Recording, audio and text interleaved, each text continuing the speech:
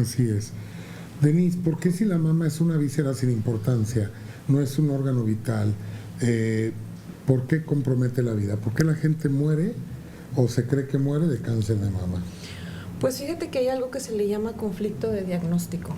Precisamente cuando estas personas empiezan a sentir alguna protuberancia o algo anormal en su pecho, es cuando acuden al médico, a lo mejor ya con la idea de que puede ser algo maligno.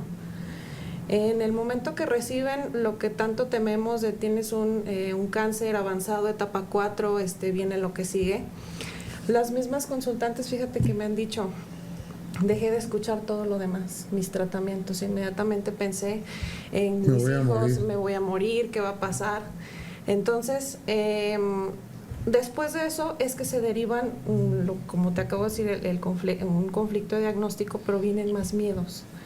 Normalmente, así como dice Mari, son personas que se sienten desprotegidas y buscan la protección en otras personas, pero también ellas tienen a quienes proteger.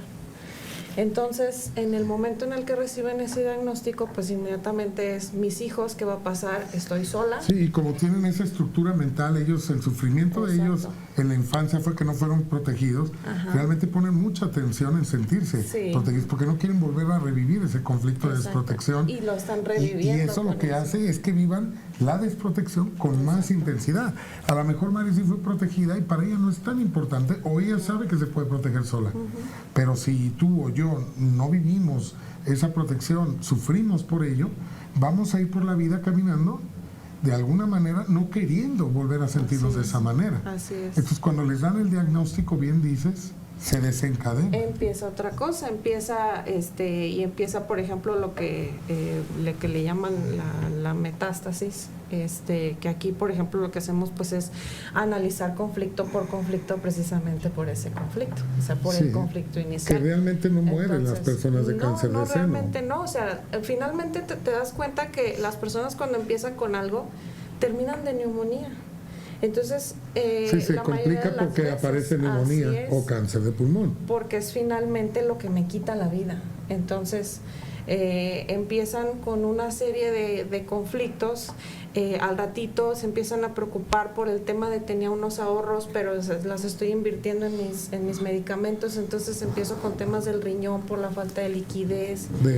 O del hígado por miedo a no tener alimento, que es el cáncer que aparece en tercer lugar. Primero, según estadísticas, aparece el de mama o cualquier otro órgano, pero estadísticamente aparece uno de pulmón, y posteriormente en segundo lugar y en tercer lugar hígado, por ese miedo a no tener alimento. Sí, porque se vuelven los pilares de la casa, las que proveen el alimento. Se va acabando la lana, ¿no? Ya no tienen para pagar no pueden la trabajar renta. También, ¿no? Exactamente. Y biológicamente, pues si no te puedes proteger, tu supervivencia está en riesgo. Exactamente, así es. Entonces todo eso empieza y es lo que finalmente sabes que estás invadida.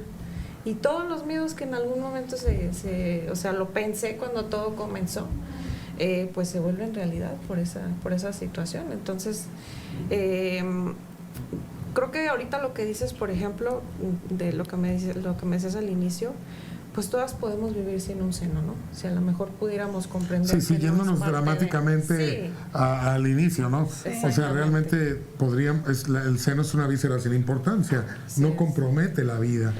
Nadie debería de morir de cáncer de seno realmente.